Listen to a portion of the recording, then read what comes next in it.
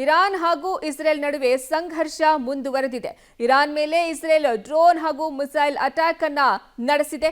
ಸರ್ಕಾರಿ TV channel ಕಟ್ಟಡ ಗುರಿಯಾಗಿಸಿಕೊಂಡು ಅಟ್ಯಾಕ್ ಅನ್ನ ಮಾಡಲಾಗಿದೆ.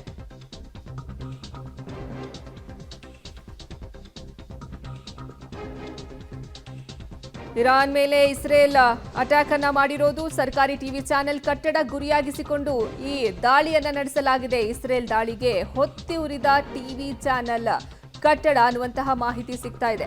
ಮಿಸೈಲ್ ದಾಳಿ ಆಗ್ತಿದ್ದಂತೆ ಟಿವಿ ಆಂಕರ್ ಬೆಚ್ಚಿ ಬಿದ್ದಿದ್ದಾರೆ. ನಿರೂಪಕಿ ನ್ಯೂಸ್ ಓದುತ್ತಿರುವಾಗಲೇ ಮಿಸೈಲ್ನಿಂದ ದಾಳಿಯನ್ನ ನಡೆಸಲಾಗಿದೆ. ಟೆಹರಾನ್ನಲ್ಲಿರುವ IRIB ಚಾನೆಲ್ ಮೇಲೆ ದಾಳಿಯನ್ನ ಮಾಡಿರೋದು. ಇರಾನ್ ಹಾಗೂ ಇಸ್ರೇಲ್ ನಡುವೆ ಸಂಘರ್ಷ ಮುಂದುವರೆದಿದೆ. ನೀವು ನೋಡ್ತಾ ಇರಬಹುದು ಇರಾನ್ ಹಾಗೂ ಇಸ್ರೇಲ್ ನಡುವಿನ ಸಂಘರ್ಷದ ಎಫೆಕ್ಟ್ ಇದು. ಅಲ್ಲಿ ನ್ಯೂಸ್ ಆಂಕರ್ ಲೈವ್ ನ್ಯೂಸ್ ನಡೆಸ್ತಿರ್ತಾರೆ. ಈ ವೇಳೆನೆ ಮಿಸೈಲ್ ದಾಳಿ ನಡೆಯುತ್ತೆ. ಹೀಗಾಗಿ ಬೆಚ್ಚಿ ಬಿದ್ದಂತಹ ನ್ಯೂಸ್ ಆಂಕರ್ ಅಲ್ಲಿಂದ ಓಡ್ತಾರೆ. ಬಾಂಬ್ ದಾಳಿಗೆ ಹೆದರಿ ನಿರೂಪಕಿ ಅಲ್ಲಿಂದ ಎಸ್ಕೇಪ್ ಆಗ್ತಾರೆ. ಟಿವಿ ಚಾನೆಲ್ ಕಟ್ಟಡದ ಮೇಲೆ ಇದು ದಾಳಿಯನ್ನ ಮಾಡಿರೋದು. ಈ ಸರ್ಕಾರಿ ಟಿವಿ ಚಾನೆಲ್ ಅನ್ನ ಗುರಿಯಾಗಿಸಿಕೊಂಡು ಅಟ್ಯಾಕ್ ಅನ್ನ ನಡೆಸಲಾಗಿದೆ. ಈ ದಾಳಿಗೆ ಬೆಚ್ಚಿದಂತಹ ಆಂಕರ್ ಅಲ್ಲಿಂದ ಅವರು ಲೈವ್ ನ್ಯೂಸ್ ಅನ್ನ ಮಾಡ್ತಿರ್ತಾರೆ. ಈ ವೇಳೆಯೇ ಅಲ್ಲಿ ಡ್ರೋನ್ ಮಿಸೈಲ್ ದಾಳಿ ನಡೆಸಲಾಗುತ್ತೆ. ಇದು ಅಲ್ಲಿನ ಯುದ್ಧದ ವಾತಾವರಣ ಹೇಗಿದೆ ಅನ್ನೋದಕ್ಕೆ ದೊಡ್ಡ ನಿದರ್ಶನ ಅಂತಾನೆ ಹೇಳಬಹುದು. ಈ ಬಗ್ಗೆ ಹೆಚ್ಚಿನ ಮಾಹಿತಿ ನೀಡ್ತಾರೆ ನಮ್ಮ ಪ್ರತಿನಿಧಿ ಶಬ್ಬೀರ್. ದೂರವಾಣಿ ಸಂಪರ್ಕದಲ್ಲಿ ಜಾಯ್ನ್ ಆಗ್ತಿದ್ದಾರೆ. ಶಬ್ಬೀರ್, ಇಲ್ಲಿ ಈಗ ಲೈವ್ ನ್ಯೂಸ್ ಮಾಡ್ತಿರ್ಬೇಕಾದ್ರೇನೆ ಅಟ್ಯಾಕ್ ಆಗತ್ತೆ. ಇದನ್ನ ಆ ಸ್ಟುಡಿಯೋನೇ ಗುರಿಯಾಗಿಸಿಕೊಂಡು ಇವರು ಆ ಕಟ್ಟಡವನ್ನ ಗುರಿಯಾಗಿಸಿಕೊಂಡು ದಾಳಿಯನ್ನ ನಡೆಸ್ತಾರೆ. ಇದು ಅಲ್ಲಿನ ಯುದ್ಧದ ಭೀಕರತೆಯನ್ನ ಸಾರ್ತಾ ಇದೆ. ಸದ್ಯ ಅಲ್ಲಿನ ಪರಿಸ್ಥಿತಿ ಈಗ ಹೇಗಿದೆ? ಅರ್ಪಿತಾ, ನೋಡಿ, ಇರಾನ್ ಮತ್ತೆ ಇಸ್ರೇಲ್ನ ನಡುವೆ ಸಂಘರ್ಷ ತಾರಕಕ್ಕೇರಿರುವಂತದ್ದು. ಒಂದ್ ಕಡೆ ಇಸ್ರೇಲ್ ನಿರಂತರವಾದಂತಹ ದಾಳಿಯನ್ನ ಮಾಡ್ತಾ ಇದ್ರೆ, ಇರಾನ್ ಅದಕ್ಕೆ ಪ್ರತಿ ದಾಳಿಯನ್ನ ಮಾಡುವಂತ ಕೆಲಸವನ್ನ ಕೂಡ ಮಾಡ್ತಾ ಇದೆ.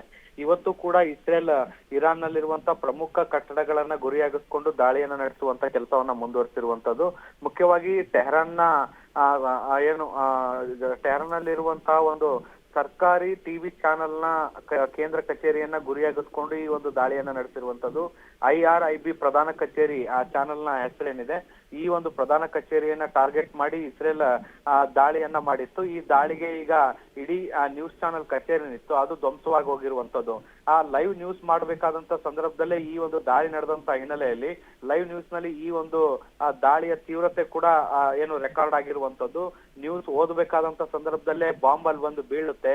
ಏಕಾಏಕಿ ಅಲ್ಲಿಂದ ನಿರೂಪಕಿ ಎದ್ದು ಹೊರಡುವಂತ ಕೆಲಸವನ್ನ ಕೂಡ ಮಾಡ್ತಾರೆ. ಹೊರಟ ಕೆಲವೇ ಕ್ಷಣಗಳಲ್ಲಿ ಇಡೀ ಸ್ಕ್ರೀನ್ ಬ್ಲಾಂಕ್ ಆಗುವಂತದನ್ನ ಕೂಡ ನೋಡಬಹುದು. ಇದ್ರ ಜೊತೆಗೆ ಸ್ಟುಡಿಯೋ ತುಂಬಾ ಹೊಗೆ ತುಂಬಿಕೊಳ್ಳುವಂತದನ್ನ ಕೂಡ ನಾವು ಗಮನಿಸಬಹುದು. ಅಂದ್ರೆ ಅಲ್ಲಿ ದಾಳಿಯ ತೀವ್ರತೆ ಹೇಗಿದೆ ಅನ್ನುವಂಥದ್ದು ಅಲ್ಲಿ ಬಹಳ ಸ್ಪಷ್ಟವಾಗಿ ಕಾಣಿಸ್ತಾ ಇದೆ. ಅರ್ಪಿತಾ, ಧನ್ಯವಾದ ಶಬೀರ್ ನಿಮ್ಮೆಲ್ಲ ಮಾಹಿತಿಗಾಗಿ.